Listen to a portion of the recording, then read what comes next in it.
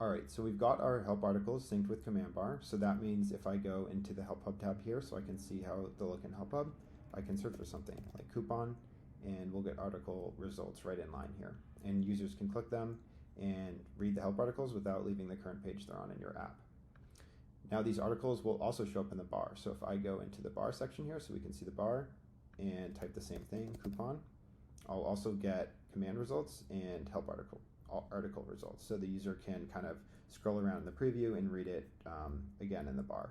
And you'll also notice that we have commands in these results. So typically it's good to have the help articles below the commands because help commands are typically kind of a last resort, and it's generally good to show actions and sort of like pages or different things a user can do within your app above the help articles. But let's say I want to actually show one of these actions in the help article. So let's say a user may be reading this article and it's reasonable that they want to take an action related to coupons in this case while they're reading the article. So to do this, we have next step commands. So if I search for this coupons and promotions help article in the bar and scroll down here, you can see we have this next steps section. And here I can choose a command I have. In this case, it's a link command, but if you want to learn how to set up commands, go check out our video on link commands.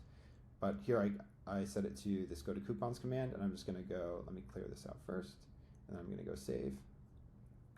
And now if I type in coupons, I get this command at the top here, but then when I hover over this help article, I get this go to coupons next step here that's actually just going to execute this. But this is really useful. Like let's say users reading the article and they're like, okay, I get it now, I want to go to coupons. Then they can do that right in the article here.